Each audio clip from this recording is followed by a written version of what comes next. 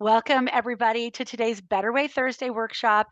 I am so excited about this conversation we're going to have. As you can see from these lovely backgrounds I have here from our panelists, is we've got a group of women who work at Arctic Wolf, which is a cybersecurity. I'm going to let one of you talk exactly about your company, but a cybersecurity company that has offices all over the world. We're being joined today from Canada, from San Antonio. We've got some people here in Utah, but they also have people in England and Minnesota and in Australia, which why are we here anywhere else but Australia? Although, yeah, it's nice and sunny in Australia right now. Anyway, thrilled to have them here. And as we are launching new programs, new education programs in cybersecurity at Tech Moms, I really was eager to get some perspectives from a bunch of women working in cybersecurity. We've got a variety of not skill levels, career levels represented here, different types of job roles, and I'm super excited. So we're going to dive right in. How we're going to start is I'm going to go around my Zoom circle. So I will just call on you for a quick introduction, and then we'll go back and dive a little bit deeper into your career pathways. So Sam, let's start with you. A quick introduction.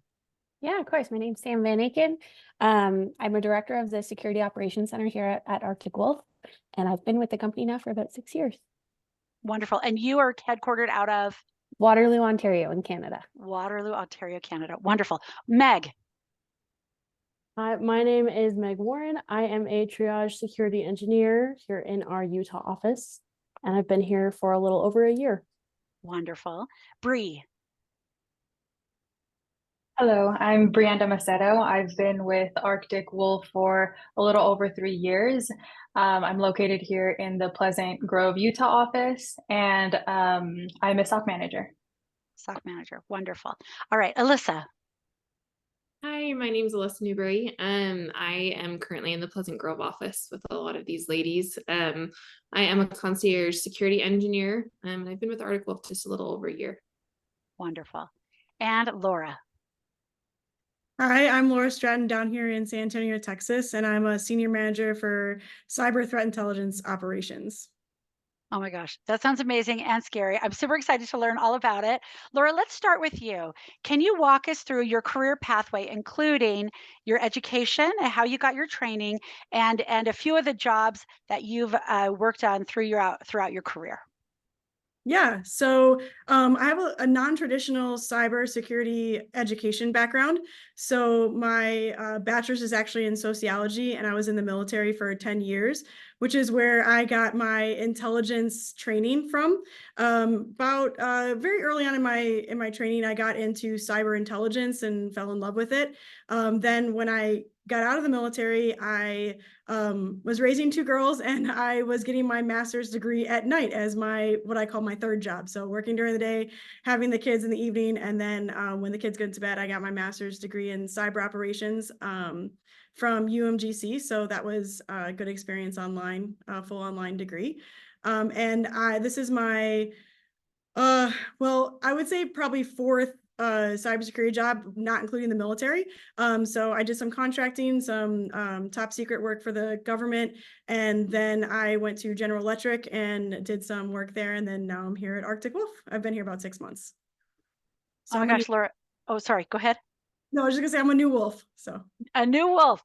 That is so exciting. And I love hearing about your non-traditional pathway. That is so relevant to a lot of our tech moms.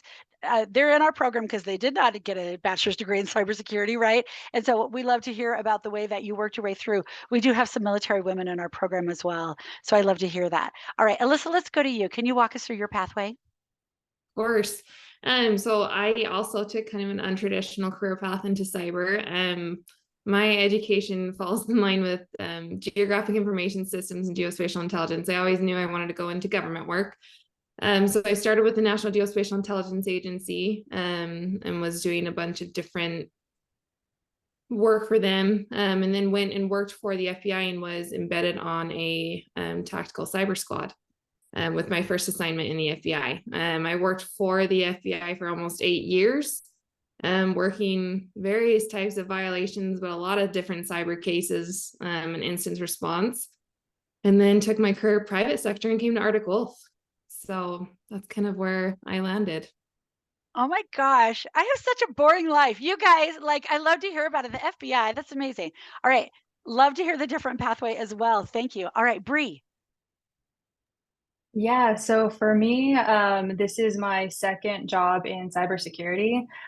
So out of high school, I didn't know what to major in, so I actually ended up in working for a call center for Geek Squad, which was where I learned that I had an interest in IT. And so I started working towards my associates in computer science, and in doing so, took a Linux course from a professor who was actually going back to school to major in cybersecurity. And she actually was the one who recommended I look into cybersecurity. And at the time, I ended up transitioning to a different job, working for a finance company here in Utah. So I did help desk there, and I started shadowing the internal security team to see, hey, is this actually something I'd like to do? After shadowing, I was like, yeah, I love this. And eventually, I finished my associates, and I was able to attain an offer for an internal security analyst role where I was able to get different experiences with our SecOps, our GRC, and AppSec. And that's what eventually landed me a role here at Arctic Wolf. Could you quickly tell me what all those acronyms mean that you just said? Oh, I'm so sorry. No, Yeah, it's so common. It is so common, right? But I was like, I did not yeah, understand any of those words you just said. yeah, Walk I'm me so through the last sorry. few. No worries. Yeah, so it was the security operations, and then governance, risk, and compliance, and then application security. So we were a small team, so I was able to get exposure to different areas of internal security. Wonderful. I love that so much. Our tech moms that are all starting their IT and cyber boot camp right now, the first couple of weeks, they're like, so many acronyms. What are we going to do? Right. And I love to hear you just throw them off so casually, because it does show like eventually you will get them. Eventually you will understand what they all mean. So I love that. Thank you so much, Bree. All right, Meg, tell us about your path. So I am just starting out my career in cybersecurity. I just recently got my bachelor's degree in cybersecurity. I've recently worked as an intern, as a vulnerability intern, as well as in IT for a little while I was in school. And I started here at Arctic Wolf as an intern my last semester of college. And as soon as I graduated, I joined full time. So this is my first like big girl job outside of school, and I'm loving it. So I'm excited to see where my career goes. That's awesome. I love it too. And I like hearing both of you talking about how part of your pathway included IT, right? Understanding the connection of how IT can be a pathway.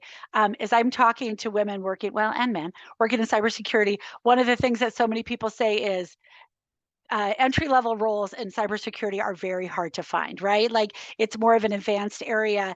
And that's why the IT really is a part of that pathway working you in. So thank you so much for that. All right, Sam. All right. I also took an untraditional path into cyber. I have a background in hospitality management, and I ran a fishing resort for 10 years before I came over to Arctic Wolf. I come from a very tech family, so it's always been kind of in my blood. I was building websites as a kid for fun, but I never considered it as a career. And when I wanted to be closer to family, I actually had someone suggest, how about Arctic Wolf? And I started off in the same role that Meg's in right now. I think I was employee 136 or something like that. So I had a very, roundabout way, but it's been so much fun learning as I go, taking courses as I go, and just kind of expanding everything I know here. So it's been amazing. And so your first job into Arctic Wolf, what training had you had prior to that? It sounds like you've continued your training, but what was the training that got you into that first job in cyber out of hospitality management? I took a SANS course. So that was me just getting some foundational knowledge. I also took just a few like courses my family had suggested. I forgot which ones I took at the beginning, but the SANS one was the big one for me. And it was really beneficial to kind of make sure I was getting into the right industry, and I actually enjoyed what I was about to be doing. Love it. Awesome. Hey, thank you so much. I love the variety that we have on this call. How exciting that we've come through all different pathways. Many of us non-traditional, right? Maybe Meg's the one who's got the degree in cybersecurity, but different ways, and all building solid careers right in this very in-demand and growing area. So I love that. All right, Alyssa, I want to start with you on this next question. Can you walk us through a day in the, I would really love to hear a day in the life in the FBI, but we're not going to do that right now. So a day in the life of your current job, what does your day-to-day look like? Yeah, so my day-to-day consists of a lot of client meetings. we usually, fit some prep work and things in between that, but we're looking at client environments and trying to be both proactive and then also answering questions, whatever they've got coming at us. We're kind of their human point of contact with the services at Arctic Wolf in a lot of ways. And so we try to be really proactive inside their environments, going in and looking at them, giving them tips or analysis, things that we find that would help them fix certain things. And then also we do a lot of best practices discussions. Anytime clients kind of email in with something that they need kind of a deeper level of help on, then we try to jump in and help on that as well.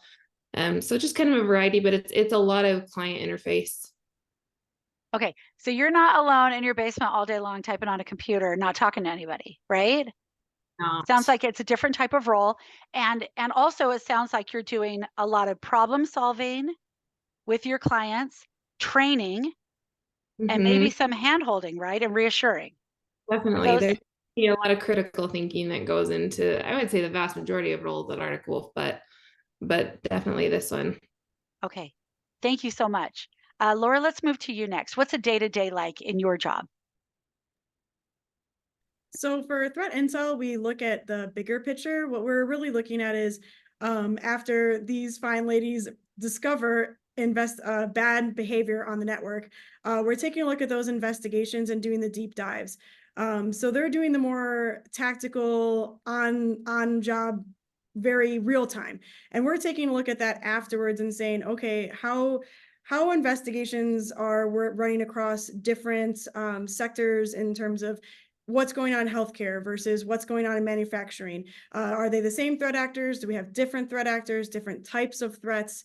And trying to map out how to bolster defenses based on what is happening across different groups and different sizes of networks, as well as within different sectors that are targeted a little bit different by threat actors. So my job requires a lot of research and dedication to hunting things down and finding trends and patterns and analysis. And then another big part of the job is compiling that information and reporting it within written reports and also oral briefs. So there is a lot of taking very technical knowledge with the line engineers that are collecting the work and doing the day in and day out hands-on keyboard work, and we're translating that for individuals in organizations that make decisions. They make operational decisions on where do we spend our money for our tech stack, where do we put more personnel, where do we put more defenses. So we help those that don't understand the technical knowledge as well make those kind of decisions based on the information that the technical engineers and analysts are collecting and seeing day to day. Wow. So it sounds like there are some types of jobs where you're dealing with immediate threats, even putting out fires, like something's been breached, a bad actor has gotten into your system or whatever, or something's vulnerable. And then your job is more like, how do we make this entire system more safe? How do we prevent things from happening, prevent these fires from ever starting in the first place? Is that kind of an accurate model for looking at that? Yeah, definitely. Okay, amazing. And sounds like you've got a lot of writing and research in your job. A lot of writing and research, and a lot of picking up trends, mass amounts of data at one time, looking over lots of different sources. So definitely have to be somebody who likes to read and research across different sources and tools. That's interesting. And I don't know that I necessarily would have thought about the role that data plays in cybersecurity, but of course it does, right? If you're looking at patterns across broad systems, then you need to understand how to read those patterns, make sense of them, and then communicate them to others. Exactly. Amazing. Okay, Sam, tell us about your day-to-day. Yeah, my day-to-day is working a lot with the cross-department team. So I'll work with our research and development team, product teams, all the SOC managers, concierge managers. And basically my goal is just to give a better service to the customers. So I'm kind of looking at trends in the data in a different sense to figure out, how can we improve our customer service? How can we improve our detection capabilities, and working with those responsible teams to get there. So are you working internally more than externally? Yes. Yeah. Okay. And does that, and managing and working across the teams, like what are the skills that you're using? Are you holding tons of meetings? Are you doing lots of trainings? Like what are the actual physical things you're doing every day? It's a lot of meetings. Well, we have a lot of data sources that kind of show us our ticketability rate or our response rate, and we're using that to kind of determine, okay, what can we do next to give a better service to our customers, or what detection do we need to improve upon? So I'll often work with Laura's team, and Brianna's on my team, and then we work cross-departmentally with the other teams to just improve the service. A lot of meetings. Love it. Yes, isn't it for us all? We're all like on Zoom all day long. Yeah. I know how that goes. Wonderful. Okay, Meg, tell us about your day-to-day. So my day-to-day is just a lot of the small little alerts that we see. My job is essentially to see any kind of suspicious activity and alert our customers on that suspicious activity. A lot of it is pretty basic, pretty quick, but I like that kind of fast-paced. I see a lot of things, a lot of variety. And then any questions the customer may have, we're called the front line. They hit us first, and we disperse those to other teams as needed. So it's a lot of communicating with customers and a lot of reading, also a lot of writing to customers. But we get to see a lot of variety, so I love that. So looking at that, when you're identifying threats and things like that, is that like, how do you do that? What does that look like? Great question. Basically, most of it is automated for us. So we're really just looking at validating an alert. So one example is a suspicious login from a user. I see that, and I look into it, validate that this is a true positive alert, and get that sent to our customer. So a lot of the work is done, but we still need that validation. Yeah, so a lot of the process is automated for you. I just was imagining, like, have you all seen The Matrix? You know how they're just watching like all that. I'm like, are you just staring at that all day and go, oh, that glitch, that doesn't look right, right? There's a glitch in The Matrix, right? But you built in systems that identify it for you. Then they bring it to you. Then you have to validate and say, oh yes, this is suspicious. We have to go back. Okay, wonderful. Thank you for explaining that to me. All right, and Bree, tell us about your day-to-day. Yeah, so real quick before I get to my day-to-day, Meg mentioned like little tickets. They're not little tickets, they're big tickets. It's super critical what her team does. So just wanted to highlight that real quick, and because her team's amazing. It is the front line. It's the first interaction with customers and figuring out where things should be routed. So they're huge to the company, and it's not little, it's big. And so we really appreciate, like, she does amazing work. Just wanted to highlight that real quick. So I'm a SOC tier 2 manager.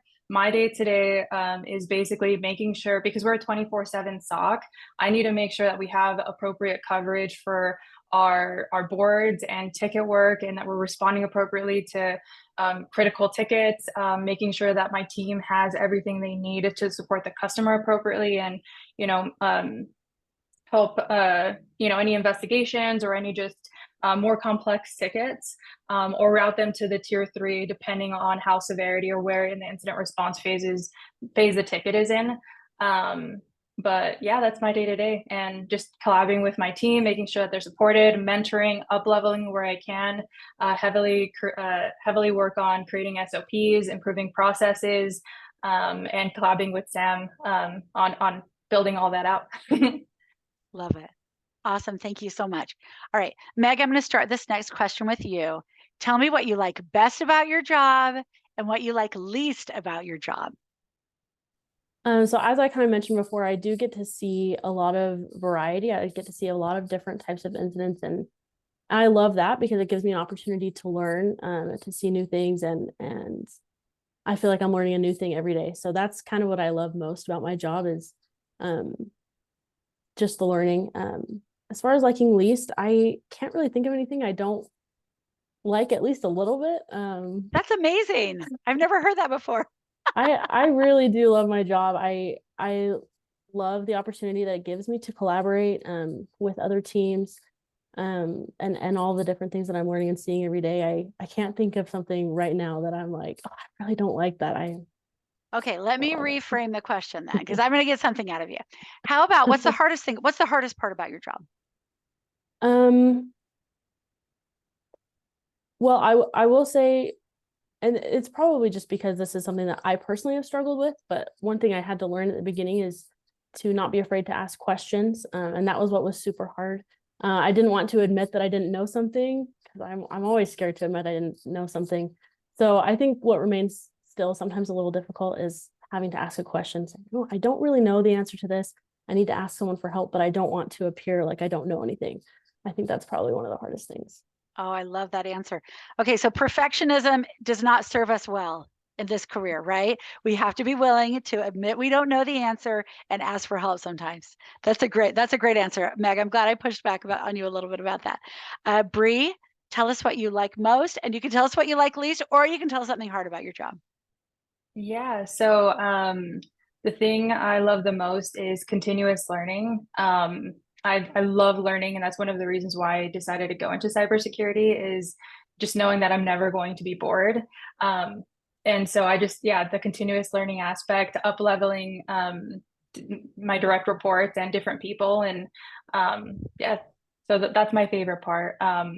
The hardest, yeah, because I'm with Meg. There's nothing I don't like about my job. I love my job. I sing to work every day in my car. Like I just really enjoy coming in. I know I'm making a difference. I'm helping support customers during their most vulnerable time, right? So it's really satisfying. So I'd say the hardest thing for me would be learning to take time off. That's really hard for me, just because I just want to always be there, right, and help support. And I love making progress. And sometimes taking time off ends up being the bottom of the priority, right? So yeah, that's the hardest one for me. Oh my gosh, that's crazy. To say like, I never want to take a vacation, that means you really do love your job. And that's one of the things I think when you have a job where the stakes are so high, making sure that you can really trust your team that things are going to be okay if you really do go unplug for a week, right? And take care of yourself. Oh, that's a great point to bring up. Thank you so much. All right, Alyssa, what do you like most about your job? Oh, I wanted to say one more thing about Bree, what you said about the continuous learning. And I think that is such an interesting factor about cybersecurity is that cyber criminals are never resting, right? So your job does not stay the same. There are going to be continually new challenges, new threats coming up all the time. So if you want to just get a job that's going to be the same for the next 20 years, you've chosen the wrong industry, right? This is not the job for that. All right, thank you so much. Alyssa, back to you. What do you love about your job most, and what's your biggest challenge? What's the hardest thing?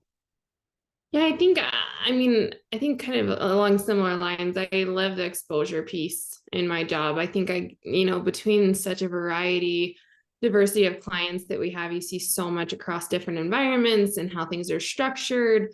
And, you can really dig in. I really love the research aspect. And that was in my bureau job as well, where you get to kind of dig in deep and figure things out at times, and be able to communicate that to customers, and kind of make that difference between potentially them getting breached and not. It can really make a difference. As far as the hardest, there's really not much I don't like about my job, and that's being honest.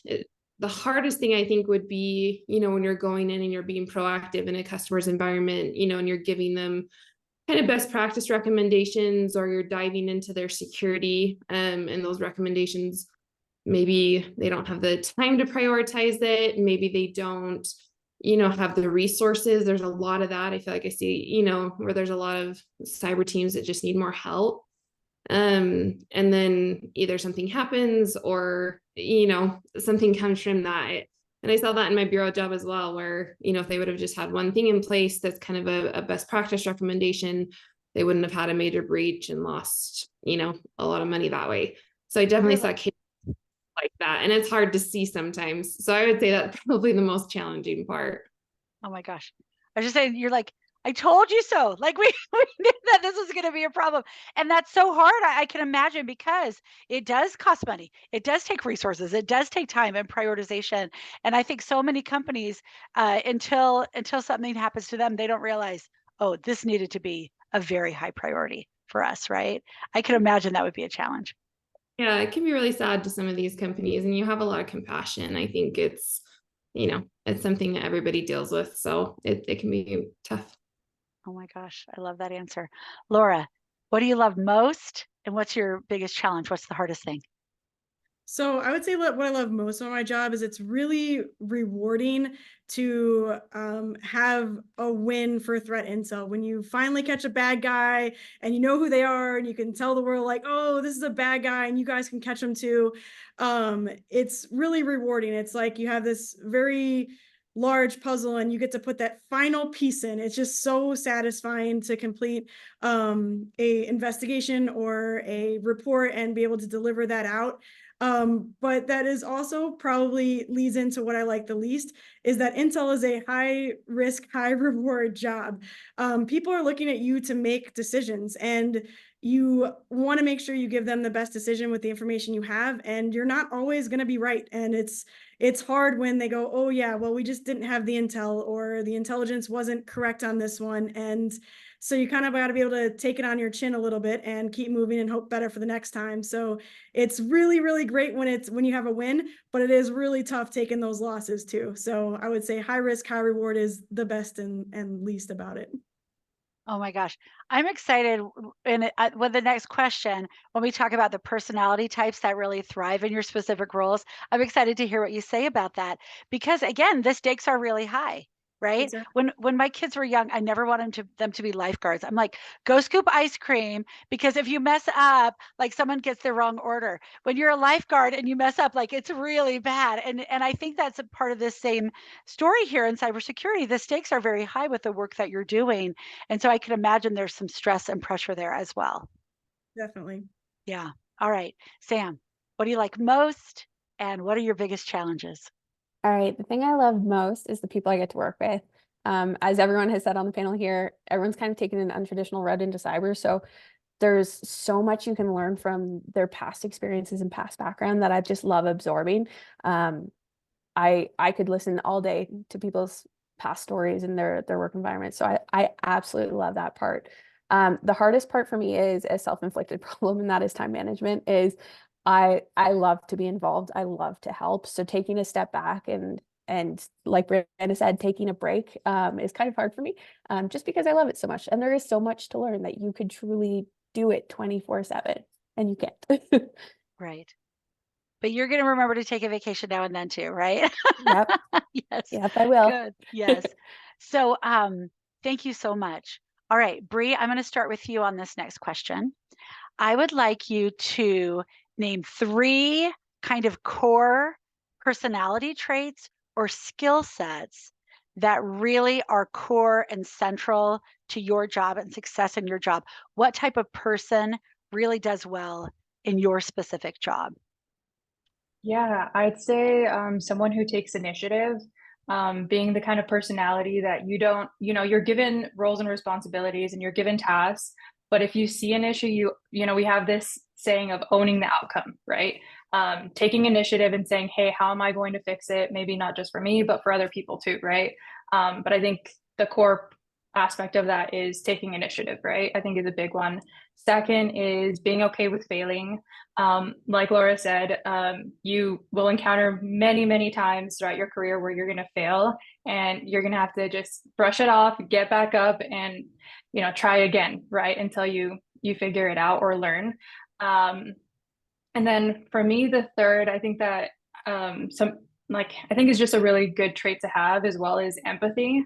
Empathy for your coworkers, for your direct reports, for your managers, sometimes, or even customers, right? When they're encountering a very sensitive situation in their environment, and just understanding, like, if they didn't patch XYZ like we recommended, they didn't have the resources, they didn't have XYZ. So it's just empathizing, putting yourself in their shoes, and just trying to help move things forward, right? But just treating people with kindness, collaboration, and just moving things forward, right, and growing together. Thank you so much. I thought you were going to say the ability to memorize a million acronyms is really, really important in this job. No, I'm just kidding. But I mean, those are softer skills that a lot of people don't think about. I just read a LinkedIn post 5 minutes ago that said people are hired for their hard skills, but they're fired for their soft skills.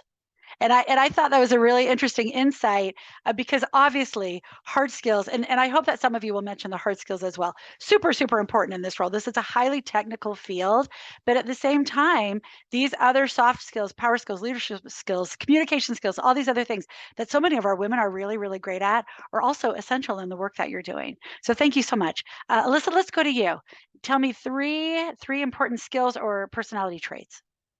I would say one thing is communication, especially in my job, because you're constantly going back and forth with customers, and clients, that you have the ability to communicate effectively, concisely, understand the issues at hand, understand if they're frustrated, and again, that kind of goes with an empathy piece there too. But that's a big one. I think being able to kind of be bold in ways, and in that sense, I mean, not just in communication, but also in taking responsibility, in diving into something, and if you don't know it, research it, take that on as a personal challenge. I there's definitely been a number of times in this job and in my prior jobs that you have to be able to willing to dive deep sometimes, to figure things out. And I would say, along those lines too, you have to be humble. You have to be willing to learn. You have to have that skill to, to dive into something and be able to admit when you don't know something, but to also have the responsibility to follow up and say, I'm going to figure it out. I'm going to go after it. So Thank you so much. Those are great things to think about, and figure out how to build this in ourselves. When you were talking about that being bold, I thought about a new, like a young professional, somebody just getting started. I'm guessing some of that boldness comes with experience. definitely. Yeah. Yes. But Yes, I love what definitely. you said. Even if you're not ready now, even if you haven't been on the job for a little while, you can be bold if you get your research and you get in there and you figure out what you need to know, and realize what you don't know yet. So those are really, really fascinating ideas. Laura, tell us some key characteristics and key qualities. So what I always tell someone who's getting into threat intel in cybersecurity is that you have to be curious.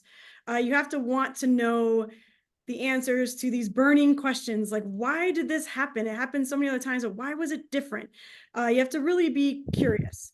And I would say for anyone who's going into cybersecurity, you have to be passionate. It's not an easy career field to maintain. You work a lot of hours, you put in a lot of dedication, and it's hard. You're always learning something new. Right when you feel like you're comfortable and an expert, something changes. So you have to be passionate to really be dedicated to what you're doing. And I wanted to try to really focus specifically on some technical skills. For threat intelligence, you want to be familiar with the frameworks. I think that that's probably common for other cybersecurity disciplines as well, but there's common frameworks that we work out of. Cybersecurity works off of a NIST framework. Cyber Intel works off of MITRE, the Lockheed Martin kill chain. There's a couple of frameworks, the intelligence cycle itself. There's some guiding principles that we all build off of. And I think it's really important when you're going into an entry-level job to be familiar with those foundational frameworks that a lot of these jobs are based off of, and sort of be able to articulate a little bit about what you know about those. Perfect. Thank you so much. Super interesting. Sam, what are the personality traits and skill sets and things like that make you successful? The biggest one I always tell people, and it's very similar to Laura's, is curiosity. When I started in this industry, I called myself an annoying toddler. I was always like, but why? But why? But why? I wanted to continuously know why something was happening and going down that route. So I think that's really important with the industry ever changing. You're never going to know everything. So you constantly have to be wondering why, and digging a little bit deeper each time. The other really big thing is being resourceful. No one has all the answers. No one is going to know all the answers. You're never going to have mastered cyber and be the best of the best, because it is ever changing. So you have to be resourceful, find the right people to work with, the right things to search for to find your answers. So those are the two big ones that I kind of push to people. Thank you so much. All right. And Meg, you're in kind of one of the first frontline roles that people may start their careers in. What are the skills and personality traits that you really need in order to be successful? No, I was listening, and everything that I had thought of, these ladies already touched on. So I won't add too much. I think curiosity was also something that I was thinking of. I think that is a good driving force, especially when you're first starting out. You're trying to figure out where you want to go. Curiosity plays a big part. I see it in my role. The people who are curious are the people who are finding more issues and able to help customers solve problems. So curiosity is big. Brianda touched on owning the outcome. I think responsibility is another important trait. Taking responsibility, seeing a problem and thinking, you know what, I'm going to, take partial responsibility for this. I'm going to own this and I'm going to solve this problem. Having that attitude about the problems that you come across and the things you're trying to solve can make a big difference. And I think it was Alyssa that also spoke about communication. I think being able to not only understand difficult concepts, but be able to explain them simply to other people can be helpful, not only in your own learning, but also if you are in a position where you are communicating with people who may not know everything about cybersecurity, learning how to communicate things simply and help them to understand is an important skill in my role, at least, as well. Which I'm guessing most of the people, I guess most people in the world don't know what they need to know about cybersecurity, right? It feels like a pretty, it almost feels like a secret, that like, what are these things? What are the tools that we have to know? And how can we keep everything locked down? So I love that idea because it is highly technical of saying, how do we communicate these highly technical ideas, concepts and systems and everything that a lot of people aren't familiar with in a way that these clients can understand. Wonderful. All right. Thank you so much. All right, Sam, I'm going to just direct this next question to you. We have women coming from all different backgrounds, all different areas, and it would be really helpful for us to understand the salary potential and opportunities in different types of roles. I know there are hundreds of different types of roles in cybersecurity, but if you could give us maybe a few core pathways and then look at the bands from entry level, mid-career, senior career, just so we get a sense of what we're looking at and can set realistic expectations as we're moving in. And even if you know even about IT roles as well, that would be helpful. Maybe that's outside of your spectrum, but whatever you can do to give us some ideas for career salary potential within this industry. Yeah, of course. So it's going to vary a lot based on each company you go to, if they're private, public, a lot of other factors. But a lot of the entry level roles start at about 60,000. And they come with different perks too. So at Arctic Wolf, there's a shift rotation. So there's shift perks that go along with it. The growth here usually goes from a triage security analyst to a triage security engineer 1, and then a 2, and then a 3, and then a 4, and so forth. And that usually goes up in kind of about 10 to 15,000 increments. So starting is essentially 60, and then you can grow unlimited from there. A lot of opportunity in tech. Let me pause you really quickly. Yeah. First of all, how long would someone stay in one of those tiers? What's an average length of time that they're staying in the tiers? And then I want to get back and talk to you about those shifts, because that's something that we have a lot of interest in as well. Yeah, of course. So usually people are in the role for about 6 months to a year before they're moving up to a new role. That'll vary based on person too. So if you're a really outgoing, ambitious, resourceful person, you might move up to a role a little higher, or you might take a little longer. It totally varies on the person as well, but usually about 6 months to a year. Okay, and now talk about shifts, because I know that when you're talking, we're a 24-hour center, all these other things. That means that someone's working in the middle of the night. We hope it's people in Australia, but I know it's not necessarily. So kind of walk us through that and how that shift variability based on seniority and things like that works. Yeah, of course. So we actually don't have a shift variability based on seniority. It's a 10-week rotation for most of the people in the SOC, and that's just because we have to be 24/7, 365. So it's a 10-week rotation that varies between 8-hour days, 12-hour days, and then 12-hour nights as well. And then there's a week off in between the shift as well. There's shift perks for, working the 12-hour shifts, working weekends, working holidays, everything like that. But it is a 10-week rotation for each of the tiers. Okay, so you will do something for 10 weeks, then you have a week off, then you do something different for 10 weeks. More so you're doing something almost different each week. So you have kind of a different week, and it kind of gradually turns into a night shift. And then you have a week off in between your night shifts, and then you go back onto the shift rotation. Okay, this is going to get interesting later when we talk about balance, right? Figuring out this, how do we manage this type of variability with a family and things like that. But thank you for kind of setting the stage there. And I would love you, I know that you talked about the specific the career pathway of the SOC. Are there other types of jobs where people start? Maybe they've got some experience in something else that they're bringing in terms of salary bands for early, mid, and later career professionals in some of these other areas. Yeah, so there's like Alyssa is in a concierge role. So she is in the concierge department, not the SOC department. Most people usually start as a concierge security engineer 2 in that role, or they start off in the triage role and move into the concierge role. There's lots of other roles that you can start off entry level too. Like we do have some of our developers that can be entry level. We've got our own IT teams, we've got provisioning teams. There's a lot of different departments that you can work in within tech.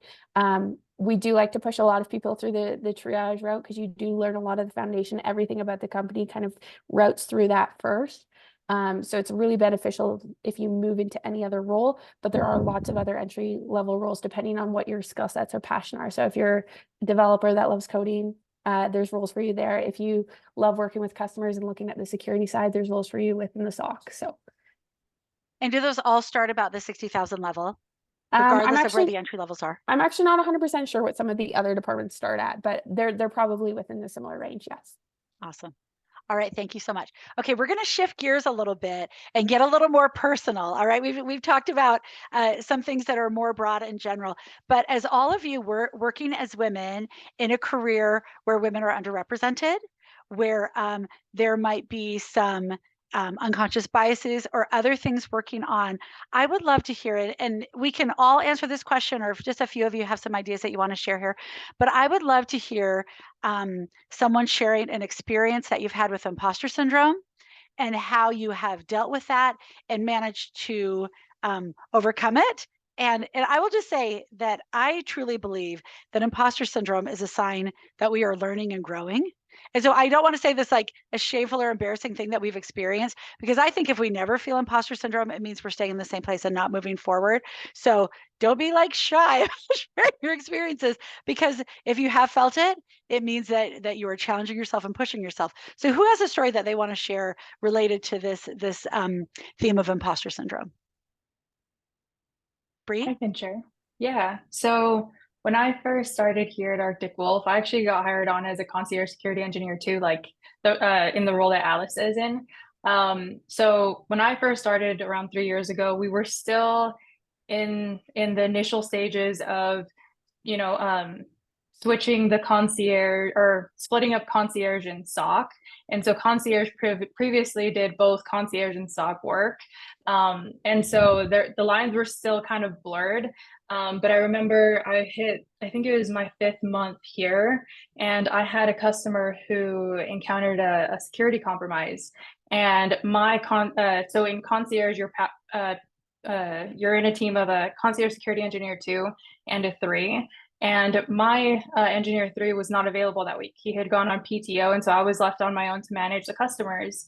And I remember one of the customers encountered a security compromise, and I helped basically run down that security investigation. I initially really felt like I was not technically there, or just didn't have the experience, and I was really intimidated by it, right?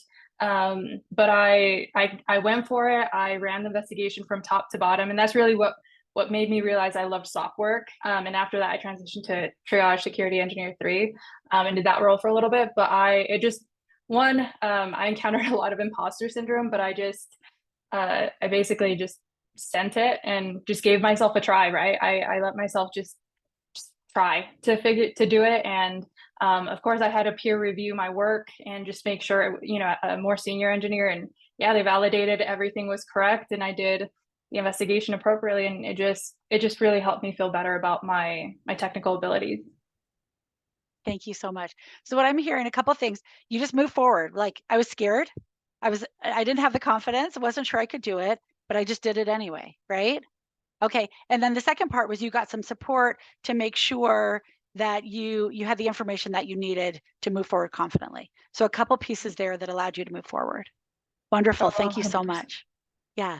Okay. Who else has a story they want to share? Don't be shy. I have Sam? I've got a few probably, but I bet we all do. I was actually really happy that you called out that imposter syndrome isn't necessarily a bad thing either. Like I always see it as a blessing and a curse. It's really good because it means that I'm always thinking that I don't know enough, so I always want to learn more. But also it can hinder you from speaking up sometimes. So when I was first in the industry, I was on a troubleshooting call once, and I bravely spoke up about what I thought was going on and was wrong. And I was completely dismissed, like no one acknowledged it, anything like that. 5 minutes later, a man said the exact same thing. And I was like, I'm pretty sure that's what I just said. But I again sat there quietly. Since then, I've kind of learned to speak up a little bit more, like push my thoughts, push my opinions a bit more. It's also really good to have allies. So now when I'm on calls, and if people don't necessarily hear what I've said, or I don't convey it properly, they're like, oh, actually, I think Sam just said that. So it's really great, the allyship that I have with, different counterparts and different teams here. So I think that's a really big thing to help with imposter syndrome too, is, have a good circle around you to support you. I love that. We all need that person on the call list to go, Sam already said that, duh. Right? I love that. All right. Who else? Who else has got a story or something they want to share about their experience with imposter syndrome?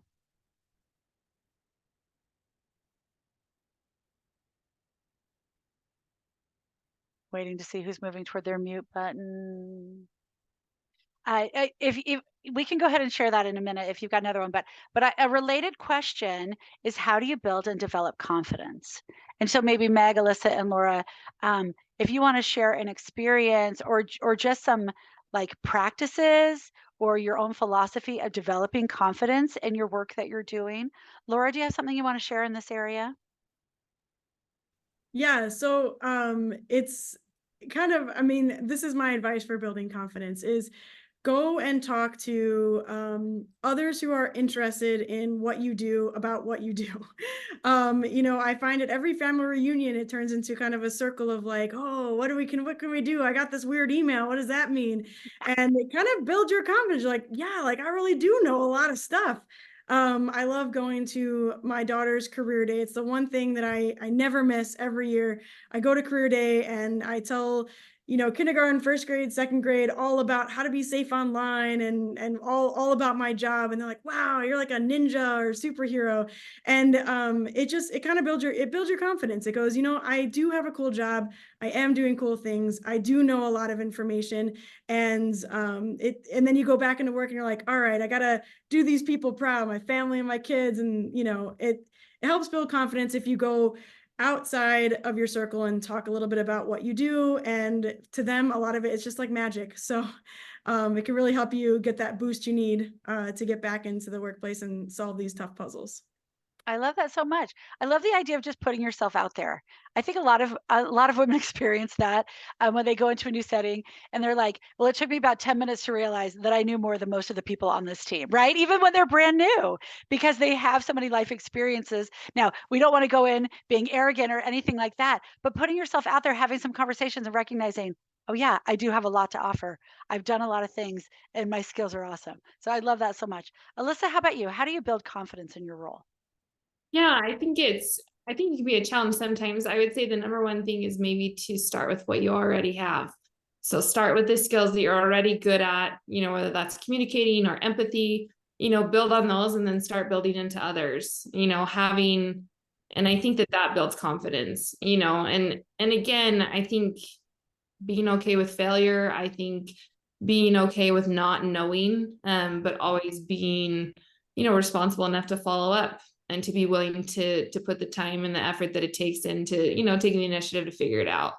All those things take initiative. I think, and across all my jobs, there's been many, many changes and unknowns and, cases that I've run across that you have no idea, but you have to dive in, head first and figure it out and take the initiative. So I think, having that spirit of lifelong learning, having that, kind of go-getter, I can do this, I'm capable, go a long way.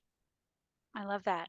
I have a mantra about confidence, and it's confidence is a consequence of action.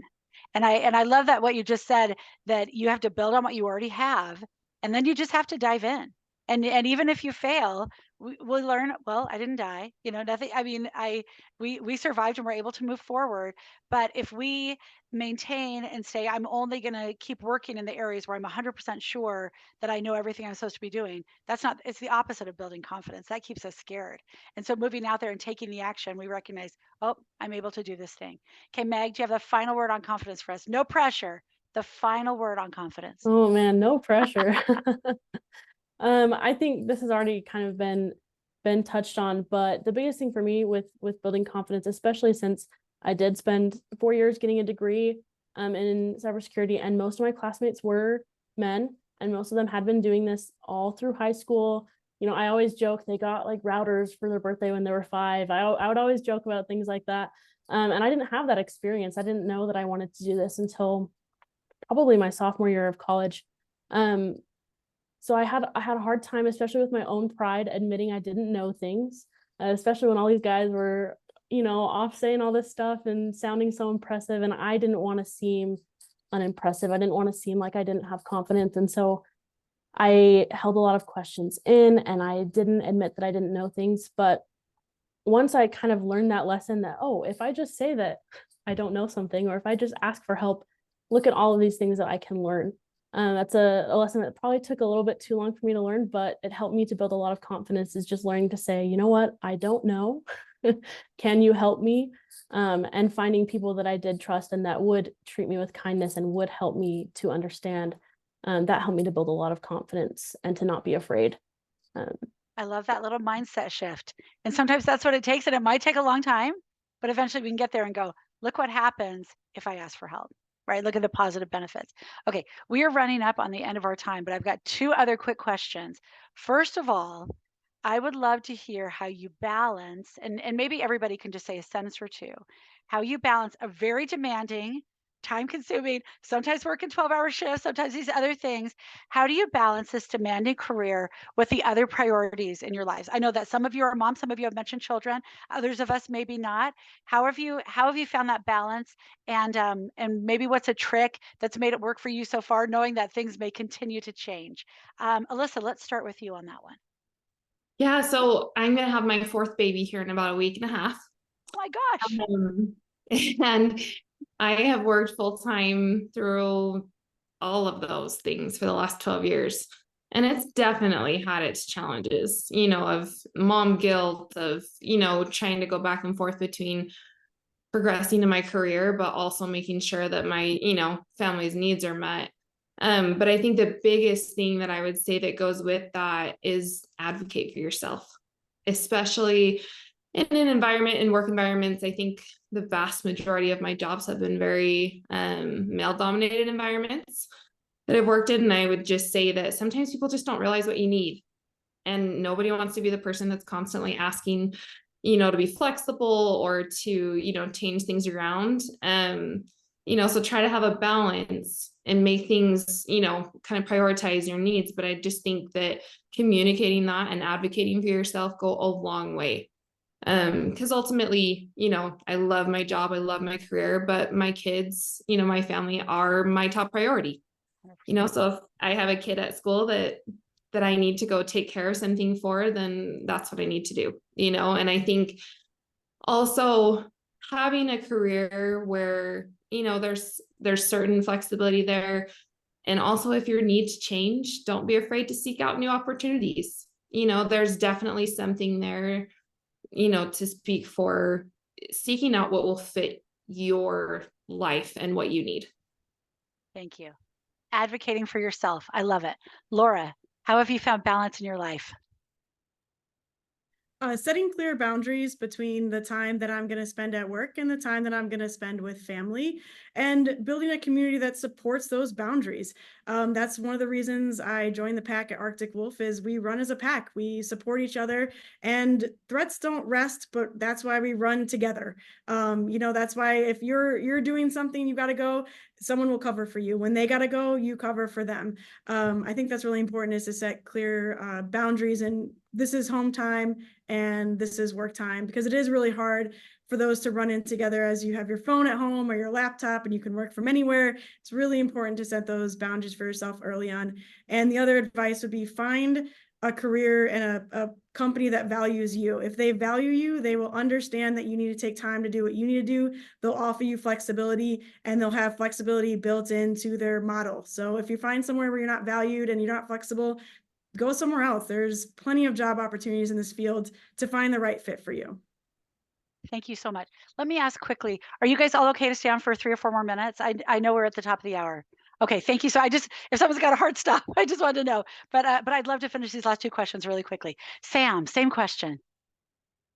Yeah, so Laura spoke to two of my really big ones. So I'll try and find something else here. So the thing that keeps me balanced is finding something that I actually enjoy doing outside of work too. I love my job and I could do it 24/7, but it will burn me out if I try and do it 24/7. So finding a different hobby has been really beneficial in making my time at work more productive and more efficient. Boundaries is also a very clear one for me. I've got a 2-year-old daughter and another one on the way. So I have to set those boundaries, and I love that we work for a company that allows us to do that and kind of advocates for us to do it. So it's really nice. Oh, I love to hear that. All right, Meg, how are you balancing work and the other important priorities in your life?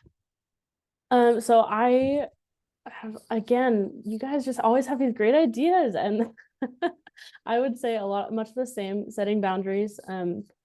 I I am on that rotating schedule that was talked about earlier, so I do work some night shifts, and that can make it a little bit hard to balance. It does feel like a lot of time, but valuing that time off that I do have and using that to, for a hobby outside, spending time with my family, and really just setting that boundary that no, I'm not working. I'm spending time with my family, and I would also say a hobby as well that is very different from what I do for work. And Laura mentioned being passionate is really important, and I think that that's a strength that a lot of people in the cybersecurity field have, is they're very passionate about cybersecurity and always learning.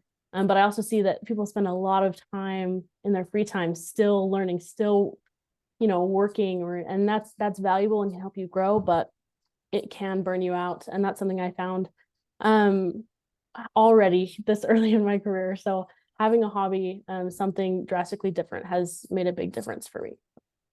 Okay, Meg, you're going to get the first crack at our last question. So just be getting ready, and then no one can steal your idea. Okay, that is the advice that you're going to give to someone new entering the field.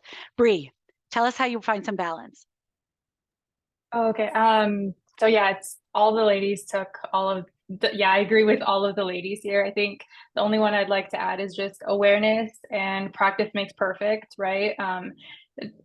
Continuing on the failure, you might fail sometimes on not setting those boundaries, but having awareness that that might be a problem is, I think, key in trying to make it better and continuously progress, right?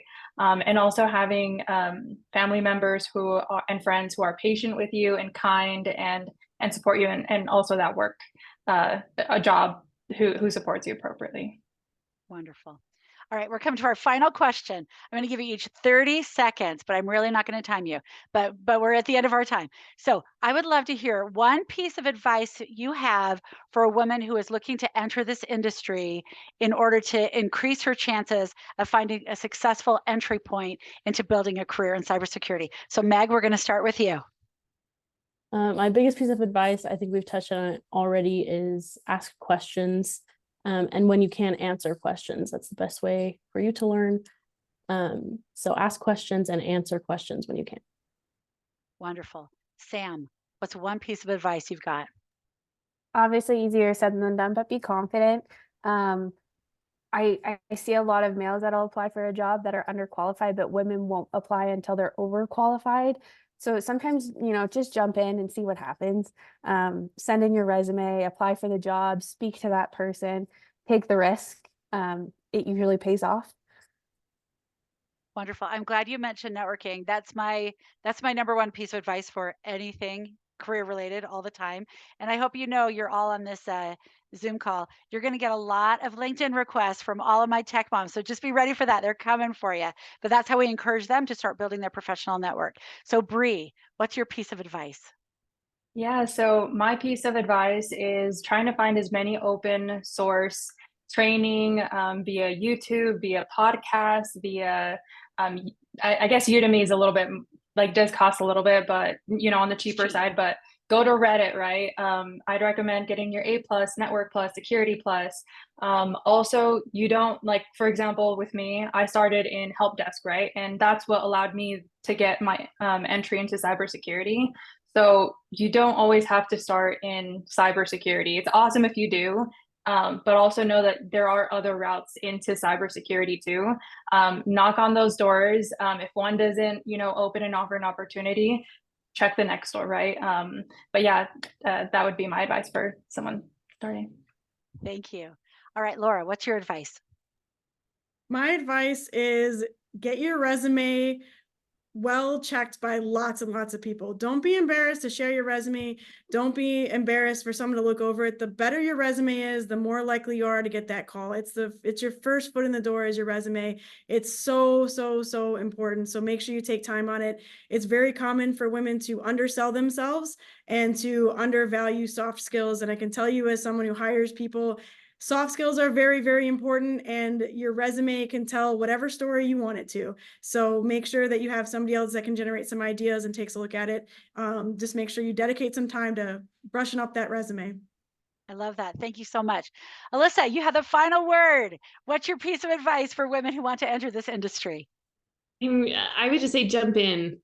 I mean, use all the free resources that are available to you. Definitely utilize your network, that you've started building, but just jump in, just start learning, see if it's something that you would enjoy and can be passionate about. See if it's something that, kind of piques your interest, and you'll find your niche. Everybody does. Everybody finds, where they want to go or where they want to be. And there's still more learning to do. So I just think that, jumping in with both feet and throwing yourself behind that, putting your weight behind it goes a long way. I love it. Fantastic advice across the board. Everybody, thank you so much for this conversation, for taking the time to talk to us today. It really is so helpful. This is an industry that feels a little daunting and intimidating to a lot of people. And so having you break it down, your experiences, your background, the things that have made you successful is so helpful to a group of aspiring cybersecurity professionals. So thank you so much. And everybody, thanks for joining us. And we'll see you on next week's Better Way Thursday workshop.